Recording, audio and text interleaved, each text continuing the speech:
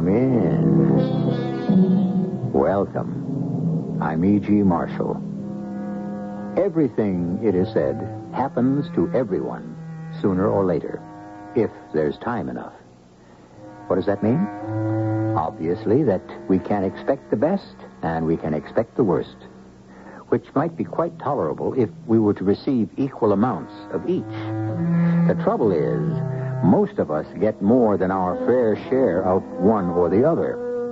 Is there a way to redress the balance? Well, yes, but this will call for a rearrangement of life and death. Tell me your name. What's the difference? How else will I know who you are? If I tell you my name, what will you know? Tom Smith, John Doe, Bob Jones. Those are all good names. Choose anyone. Which one is yours? None of them. Well, I need a name I can call you. Let me give you the name that describes me. Killer.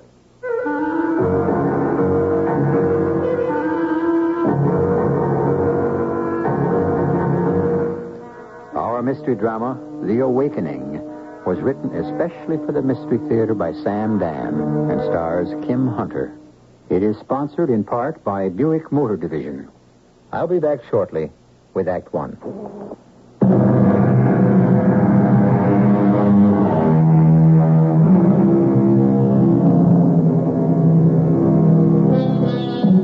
A sadder and wiser man, he rose the morrow morn.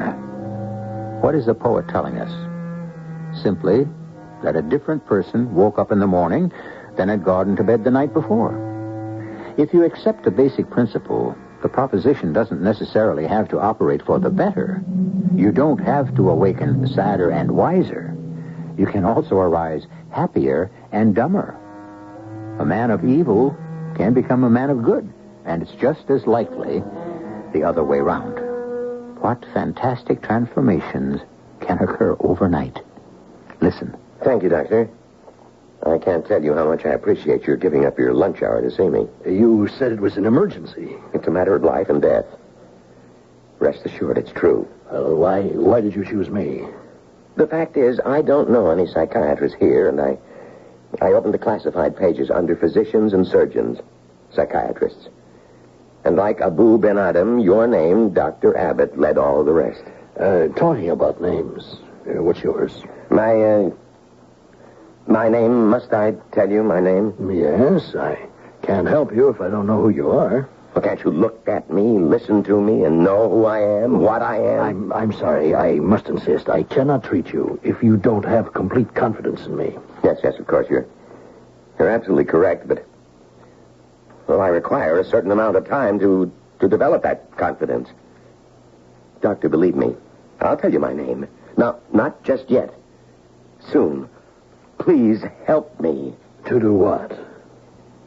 I woke this morning and... Yes? And I didn't know who I was. Well, what do you mean? I still don't know who I am. I become somebody else. Mm-hmm. Who? I don't know. Doctor, do you know who you are? Yes. How? How do you know who you are? I'll tell you. It's not just that you know your name. Your name is just a label given to you by your mother or father to label you on the outside. But it's what you feel inside that's you. Your feelings, your thoughts. That's what you are. Do you understand? Yes. That bundle of feelings and thoughts. That was the me I had lived with for 20 years. This morning, that me was gone. Inside now, there's another me. A me I don't know. A me that is terrific. Why? Because it's a strange, sinister, alien me. In what way? I am made up of only one single feeling. One solitary urge. To kill. You, never felt it before? I can't think of anything else. Just killing. Well, have you had a physical examination lately? It's my only feeling, my only emotion. Do you have a headache? To kill. Just like a shark that knifes through the water.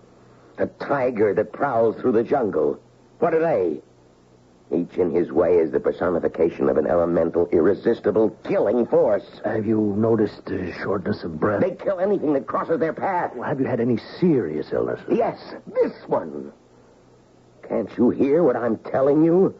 Why do you waste our valuable time with these nattering, nitpicking questions that have absolutely no bearing on what Sir, I am asking the necessary questions. Is it possible you haven't heard what I've said to you? To what I have awakened this morning? What has possessed me? Now, if you're going to start to talk about possession and devils and spirits... I am possessed. Not by an evil spirit, perhaps, but possessed. By what? Oh, perhaps a germ, a virus. Perhaps an idea, a thought, a belief. I don't know. But it's possession. Or perhaps it isn't possession. It could be an awakening. An awakening? An awakening to my true and essential nature. Yes. It's an awakening, that's what it is. Please, sit down.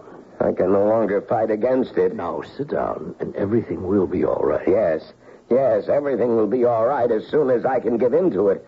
As soon as I can kill. That will bring me relief. Now, relax. As soon as I kill anyone, anything that crosses my path. You! No, you don't want to do that. I shall kill you. Just a minute. I'm going to kill you. No. Kill anyone that crosses my path. No, I'll have to call the police. You'll be dead. No. What are you? How easy I can kill. I can kill. I feel better. I feel so much better. And that's all we've got on the tape, Dr. Zeltner. I suppose I'm lucky my name is Zeltner. I have the last listing in the directory. Poor Fred Abbott. You knew Dr. Abbott? Oh, yes. An excellent man. Well, Dr. Zeltner, what does all this tell you? Well, he believed in tape recording all his sessions. And you don't? I don't have any hard and fast rule, Lieutenant. In this case, we're fortunate he turned on the recorder the moment his patient began talking. What was the exact cause of death? Well, the killer evidently knew karate and used it. There were several sharply placed blows which did considerable damage. Now, you could hear on the tape how quickly, how deftly the thing was done. No one saw him enter or leave the office? No, Dr. Abbott's nurse had already left on her lunch hour when he arrived, and the doctor was dead when she returned. Well, did anyone in the vicinity notice anything suspicious? You're asking a detective's questions, Dr. Zeltner. Now, we've covered that ground already without results. I'm hoping you might be able to ask a psychiatrist questions. You know, we're dealing with someone mentally disturbed. Now, what kind of clues are on this tape? Well, Lieutenant Katz, we know several important things. Such as? He's a stranger. Because he didn't know any doctors in town. Nor did he have any friends who could recommend one. You know, Dr. Abbott was 6 feet tall, in excellent physical condition. Yet the killer handled him easily. The killer could be anywhere in his late 30s to early 40s. Yeah, I get that picture, too. Well-spoken. Yeah, he's obviously educated. Oh, he doesn't have to be educated. Exactly, Lieutenant. What do you mean? I'm not sure. Something about his speech. What? Well, let me think about it. Ask yourself this question. What does the killer do for a living? Well, how would I know? Well, we agree he's a stranger in town. What is he doing here? Well, I don't know that either. Is he visiting someone? Not likely. If it were a social thing or even a business trip, he would have someone to talk to. Someone he could ask to recommend a doctor. Okay, Dr. Zeltner, you tell me. What was the killer doing here? Passing through? Perhaps. And he gets this seizure, and he goes to the first psychiatrist he can find. It appears that way. But our basic question remains unanswered. What does the killer do? Well, why do you say he doesn't necessarily have to be educated? Something bothers me about that tape. What? I don't know. Was anything taken from the office? No, there didn't seem to be. Lieutenant, Dr. Abbott's office. Is it still exactly the way it was when the body was discovered? It should be. We've had a man on guard. Do you suppose I could see it? I don't know what good it'll do. Well, since you don't know, why don't we find out?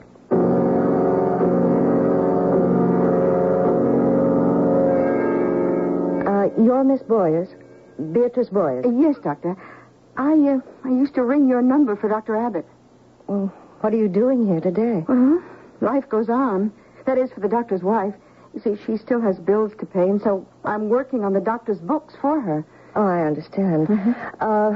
You were not here when the man who killed Dr. Abbott phoned for the appointment? No, and I'll never forgive myself. And why do you say that? Well, because, Lieutenant, had I answered the phone, I simply would not have given them the appointment, but Dr. Abbott couldn't say no to anybody. I usually have lunch in here every day. It's just on that particular day. You have lunch in the office every day? Oh, yes. I think that was the first time I'd gone out in months. Oh, look, I'm sure this must be a very difficult time for you, Miss Boyers. Please, don't let us disturb you. Well, I'll be in the reception room if you need me. Lieutenant, this is Dr. Abbott's desk. He was sitting behind it. And this chair is for the patient. And here's the tape recorder. Yes, we know all this, don't we? Well, notice the position of the tape recorder. What about it? It's standing on the desk, in full view. What are you trying to establish, Doctor? Well, the fact that the taping wasn't a secret. The killer knew that his conversation was being recorded. Okay. Well, where does that lead us? Why didn't the killer destroy the tape? Well, does it make any difference? It's a clue. He left his voice behind. A voice on a tape recorder doesn't stand up as positive identification. Well, perhaps, but some of his statements could be quite revealing. Such as? I don't know yet. I want to study the tape. Maybe the killer didn't notice. Oh, how could he not notice? Well, he may have been too excited. After all. After all, he did commit murder. Yeah, we know that. And after he did it, if you remember the tape, he seemed very calm. Such a person who realizes that he has committed a serious crime but becomes very careful. He looks about to make sure he's covering his tracks, not leaving any clues. Why didn't he destroy the tape? Why does it bother you? Well, we have to find the answers to 3 questions. Who is he? What is he doing here in town? And why didn't he destroy the tape? Doctor, we're up against a stone wall. Now, he could be any nut who walked in off the street. Didn't you hear what he said in that tape? He says a great deal. Let's go back to your office and listen again. Okay. Miss Boyers, I don't know what we're going to listen for. We heard it all. Yes, we heard it. Now we have to try to understand it. Oh, yes, Lieutenant. We're leaving now, Miss Boyers.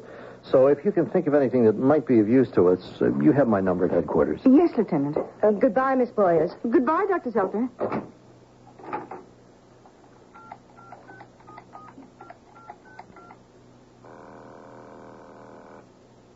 Hello? Ben? Hello, Angel. Ben, why didn't you destroy that tape? The tape. Well, you were talking to Abbott in the office. It was all being recorded. Didn't you know it? Of course I knew it. And afterward, I even played it back. You what? It was such a beautiful scene. How could I erase it? You should have destroyed it. I've never been better. Do you realize the police have that tape? Of course. They'll listen, and sooner or later, Sooner or later, what? they'll find out something. Beatrice, darling, they will listen and be thrilled by the greatest theatrical performance that has ever been recorded. What can they possibly find out?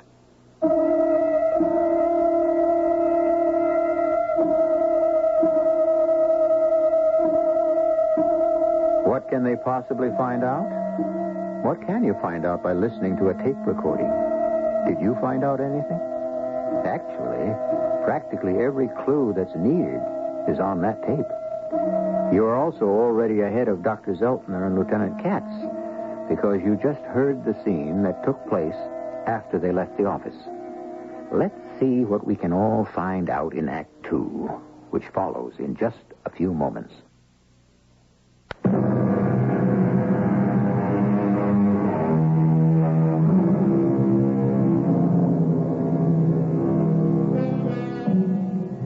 What do the psychiatrists tell us? Consider. Mr. Booth shot Mr. Lincoln. Where? In a theater. Why? Because Mr. Booth was an actor, and he saw his deed primarily as a theatrical performance. But all of us are actors, in a sense. All of us perform.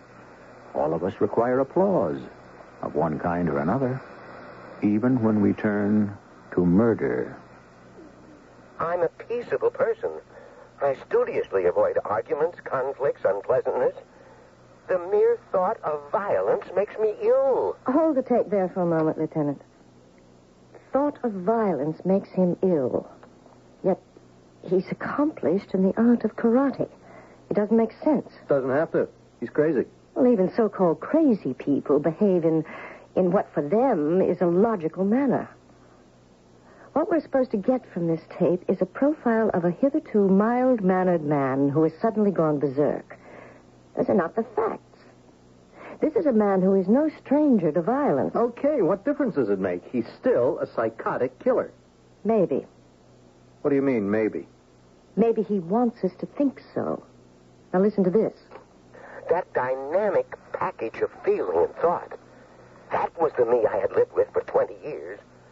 The me I knew. The me I always loved. The me I sometimes hated. But the familiar, dependable, comfortable me. What do you think of that, Lieutenant? Oh, I still think it's the raving of a nut. Now, notice the smooth flow of language. Notice how the sentences build. Notice how there's practically no hesitation, no searching for words. Who talks like that? I don't know. An actor. An actor? No, not always. He sounds like an actor who has rehearsed and prepared his lines. Well, assuming you're right. How could he do that? Well, listen again. To kill. Just like a shark that knifes through the water, a tiger that prowls through the jungle. What are they? Each in his way is the personification of an elemental, irresistible killing force. This speech has been written. By whom? By the killer. The killer who happens to be an actor. Once again, where is the proof? You're listening to the proof. When I heard this tape for the first time, I said it bothered me. You tried to pin me down. What bothered me about it? And I am still trying to pin you down, Doctor. I can now tell you everything. Everything about that tape bothers me. It's a phony. Okay, but you still haven't been able to prove... Well, what have we got? A presumed psychopath comes into Dr. Abbott's office. He claims to be very disturbed. But I don't think he's disturbed at all. Let me spin back that tape. Why did you choose me? Asked Dr. Abbott. Listen to the answer. I opened the classified pages under physicians, surgeons, psychiatrists.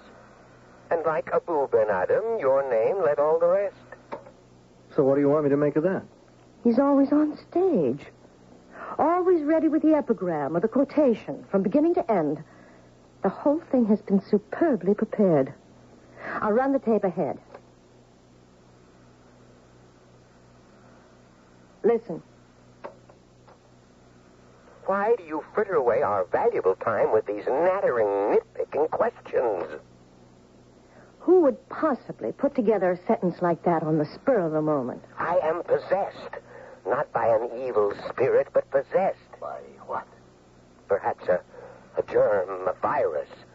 Perhaps an idea, a thought, a belief. Perhaps it isn't possession. It could be an awakening. An awakening? An awakening to my true and essential nature. Yes, it's an awakening. That is not the raving of a maniac. Okay, I'll quit fighting you. You're convinced the guy isn't crazy. No, but I'm convinced the killer deliberately chose Dr. Abbott. Why? I don't know. Here, the psychiatrist must yield to the detective. And what do you want me to do? Change your hypothesis. At this point, you believe the killer chose Dr. Abbott at random. That's what happened. How do you know? Because... Because he says so on the tape. I happened to look in the classified, and your name led all the rest. See how he uses the tape to convince you. And now I know why he didn't destroy it. Assume, Lieutenant, that the killer had a motive to murder Dr. Abbott. I have to keep asking. What motive? Well, that's a policeman's question. You shouldn't be asking me. Enemies? Oh, no, not Walter. Everyone loved him. Dr. Zeltner here knew my husband. Of course, Mrs. Abbott. Did you notice anything unusual about Walter's behavior? Unusual? Is that he seemed nervous, worried, upset. Out of sorts. Oh, no. Not with me. Never with me. I never heard an unkind or impatient word from him. And nothing bothered him that you knew of, Mrs. Abbott? Oh, everything bothered him. He worried about the slightest little things. How things were going on in the world. About his patients. Was he doing enough for them? Was there any unusual worry, Mrs. Abbott? Unusual? Well, he came home to dinner. It was just the night before. Night before he was... Well, we were having his favorite, steak. He didn't seem to know or even care about what he was eating. Then he was troubled. I suppose you could say that. And do you know what it was about, Mrs. Abbott? No. You didn't ask him? Well, yes, I did, and he said it was a professional problem. Once he said that, I knew I couldn't press it. Dr. Zeltner, you're a psychiatrist. You can understand. He said it was a professional problem. That means it concerned a patient. Yes. Who was the patient? Well, I don't think I'm allowed to tell that. Well, you don't have to tell us what the problem was, but you can tell us who the patient is. Oh, all right. I think it was Roy Butterfield, because he went into his den right after dinner and got on the phone, and I think he was talking to Roy. You can't tell us what he was saying to Roy Butterfield. No, Lieutenant. She can't. But, we can ask him. I have nothing to tell you. Mr. Butterfield, the night before he was murdered, Dr. Walter Abbott had a very long conversation with you on the telephone, now didn't he? Who says so? His wife? Mrs. Abbott said he, seemed quite troubled when he spoke to you. Can you tell us why? No. And the next day he was killed. Was there a connection? How? I understand some homicidal maniac did it. I really don't know how I can help you. Well, perhaps you can tell us how we can help you. What are you talking about? Mr. Butterfield, you're a badly frightened man. Why? Well, that's my business. Then you don't deny it. Look, if you don't have any more questions to ask me, do you have any questions to ask us? What questions would I have? One very important question might be, why are we here? Listen, I'm in enough trouble now. What kind of trouble? Oh, if I told you, you might try to pin the murder on me. Oh, hardly, Mr. Butterfield. You're too short, too fat, too old. Are you a karate expert, Mr. Butterfield? Karate? I can hardly play croquet. It would be better if you told us, Mr. Butterfield. Better for you. Oh, all right. Now, look, I've been married 30 years. I'm very happy. Wonderful woman in every way. Well, I ran into a very beautiful young lady. She was also very intelligent. I really wanted to keep it platonic, you know what I mean, but, well, we're all people of the world here. Of course. I was sorry I started. And my conscience bothered me, so the young lady and myself, we parted.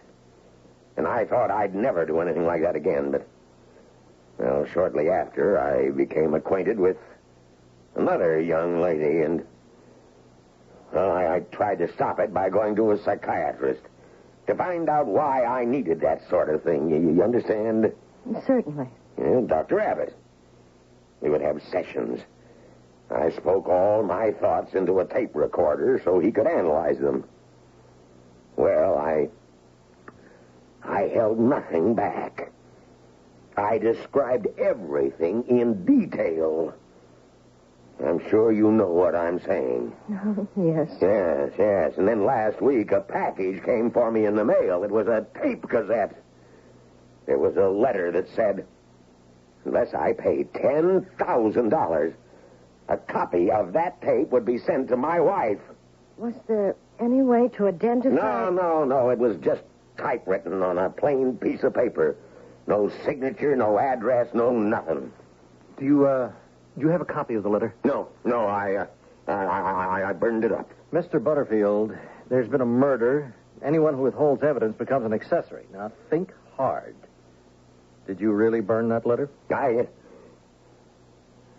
was going to burn it just as you people rang the bell. I have it right here in my pocket. Thank you. All it says is they're going to be in touch with me and tell me how they want me to pay the money. We have another copy of the same tape. We mean business. In a few days, we will contact you with further details of how to pay the $10,000. Nice clean typing. And you know where it was typed, don't you? No. In Dr. Abbott's office. But what are you talking about? It should be plain. His assistant, Beatrice Boyers, decides she can blackmail some of his patients. Roy Butterfield is particularly vulnerable. She sends him the tape and a note, but Butterfield makes a fuss about it. Abbott confronts her that morning and fires her. She has a confederate. He poses as a psychopathic killer to create the impression that this is a crime of random violence. You see, that's the big difference between a psychiatrist and a detective. Now, you doctors can get rich on theories, but we can't get to first base without evidence. Oh, there's evidence, just the evidence we need. Where? Where it's always been, where we saw it with our own eyes, in Abbott's office.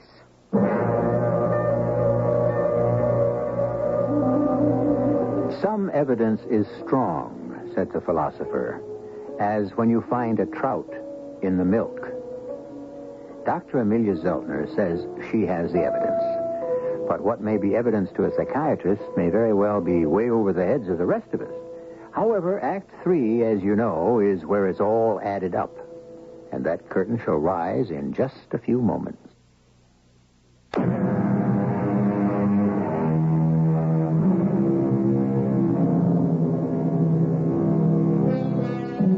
There is the evidence of things not seen, the testimony of things not heard.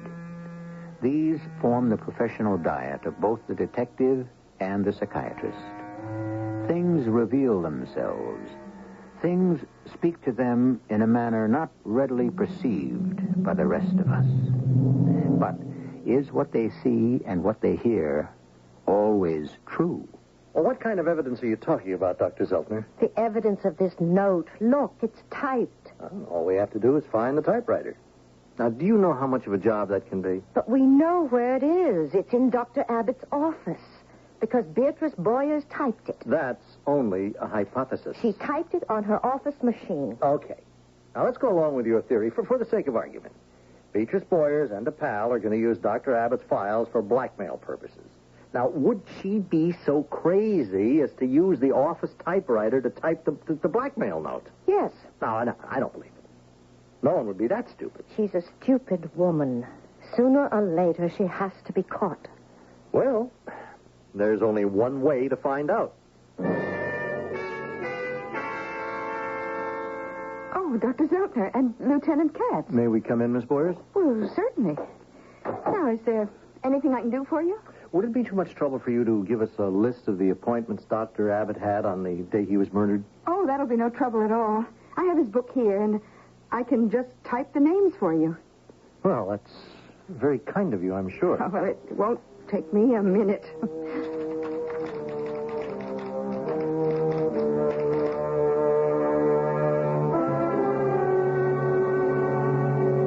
Now, here's the list Miss Boyers typed on the office machine.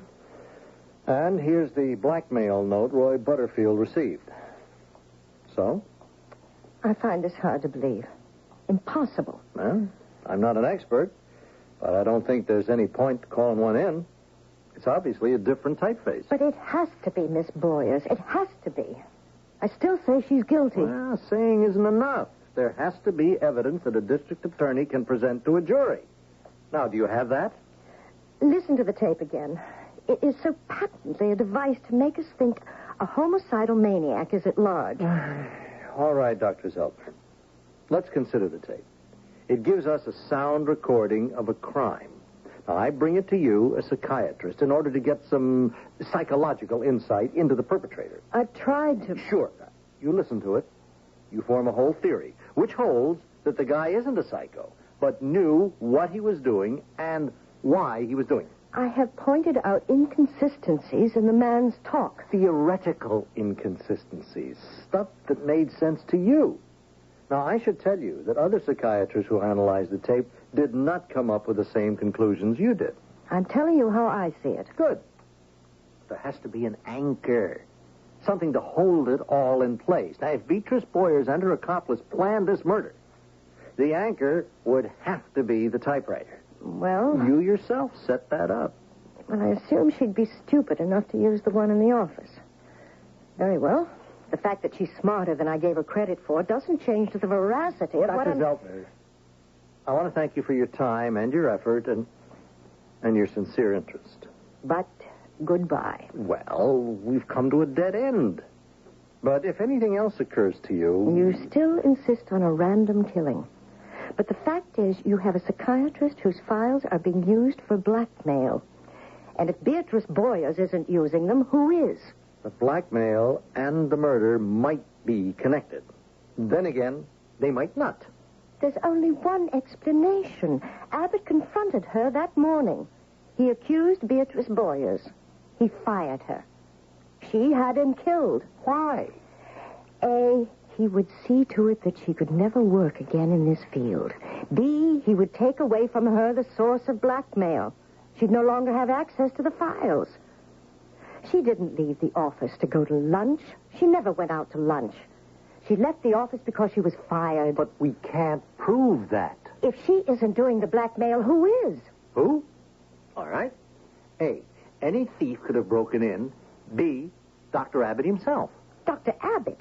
That's ridiculous. I can't believe that. You mean you don't want to believe that a psychiatrist could be involved in a secret blackmail scheme against his own patients? It isn't possible, theoretically? You actually believe that, Lieutenant Katz? No. Because before I believe anything, I need evidence. I'm just doing what you're doing. Theorizing. Well, see you around.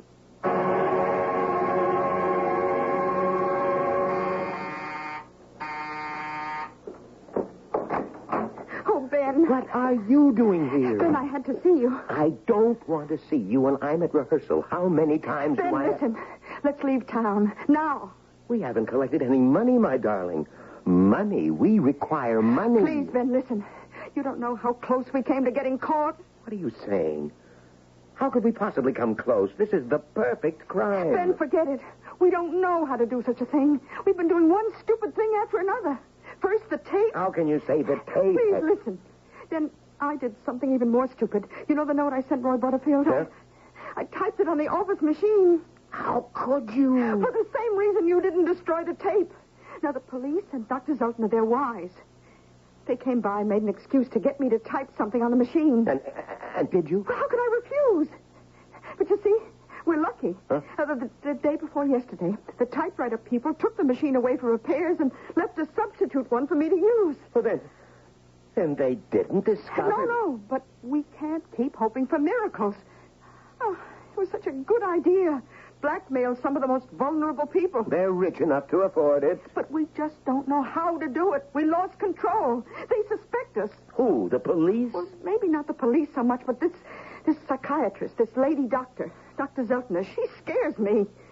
Should the random killer strike again? Ben, no. All right. Whatever you say, darling.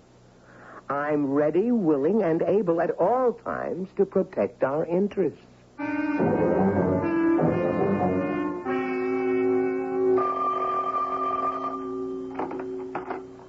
Dr. Zeltner. Oh, yes, Harry. I'm fine. No, I haven't seen it. I haven't heard of it either. What is this, a traveling theatrical company in town? A play with very valid psychiatric insights, uh-huh. The central character talks about an awakening. He wakes up one morning and finds he's someone else, a murderer. Oh, well, I'll certainly have to see it.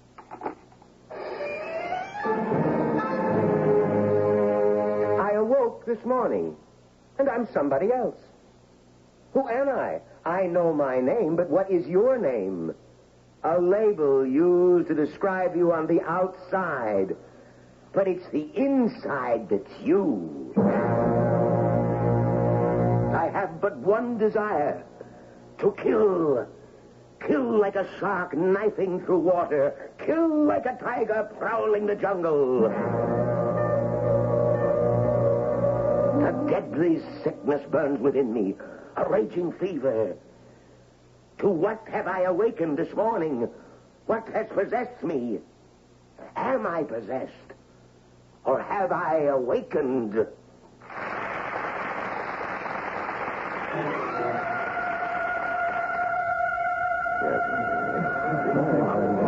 Dr. Zeltner. Oh, hello, Miss Boyer. Oh, it's a small world. Enjoying the play? Oh, yes. Were you leaving, Doctor? Yes, I have an appointment. Pity I can't stay for the second act. Goodbye, Miss Boyer. Yes, goodbye.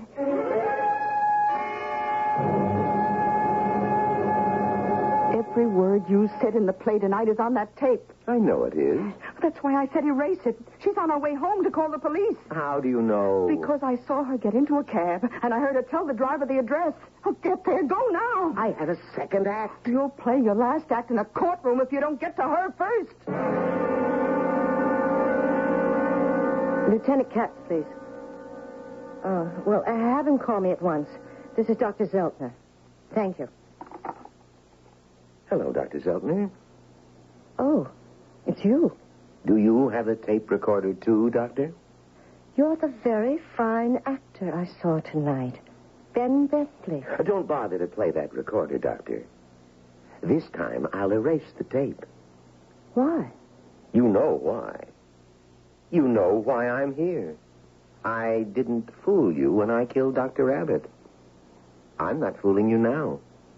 How did you get into this fantasy? What fantasy? The fantasy that you killed someone. Well, I killed Abbott. I had met Beatrice. We talked about ways of raising money. I'm producing, directing, and starring in The Awakening. Yes, I saw it tonight. Beautiful play. You saw it. You know the truth. What truth are you talking about? Stupidly, I talked like that to Dr. Abbott before I killed him. Are you serious? How could you have killed Dr. Abbott? Listen, don't try anything. When did you kill Dr. Abbott? A few minutes ago? What? Or the day before yesterday. I went to his office. Dr. Abbott, his wife, and I were at the theater tonight. Huh? We saw your play. Oh, now, listen. You've come to the right place. You bear a tremendous burden. You're a genius. You have to fight the critics, the public. It's a wearing battle. You're not a killer. You're a genius. A genius. And the world is finally ready for you. I saw the play. The audience, how they sat in silence. It was a moving experience. A religious experience. It was theater. What are you saying? No, you sit quietly, calmly. Don't lose your mind now. Relax. You have victory within your grasp. Relax. Don't fall prey to delusions. You didn't murder anyone. You couldn't murder anyone. You're an actor. You live your fantasies on the stage, in the theater. Think of your lines. Your lines. Rest. Relax. Sleep. Sleep. Dr. Zeltner. You wake him up. I was afraid he came here to kill you. He did. I thought you'd never show up. You were right about the typewriter. It bothered me, so I asked Roy Butterfield to show me a copy of his last bill from Dr. Abbott's office. The typeface matched. Oh, she was smart. She did not use the same machine. How did he find you? I went to the theater. Word for word, the lines from his play are on the tape. We got them both thanks to you. Oh, I'm glad you arrived when you did. I don't know how long I can keep him under. Why? Look at him. He's out cold.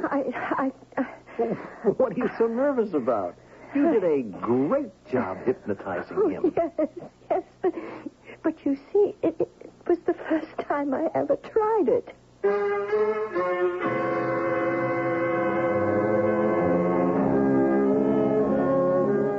And with that, she promptly fainted.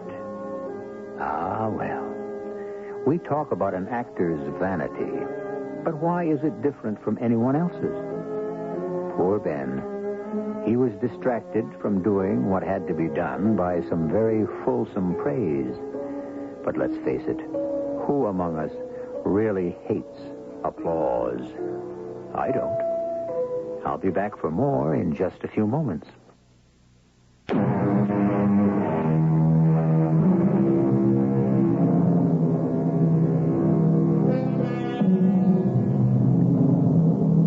The Awakening, a play starring Ben Bentley, is what the poster proclaimed. But The Awakening can also be a real-life drama that can star any one of us. How do you know who you will be when you wake up tomorrow morning? You really don't. That's why going to bed at night can be so suspenseful. But before you do go to bed, make sure you will have tuned us in. Our cast included Kim Hunter, Leon Janney, Bryna Rayburn, and Earl Hammond. The entire production was under the direction of Hyman Brown. To return to our Mystery Theater for another adventure in the macabre. Until next time, pleasant dreams.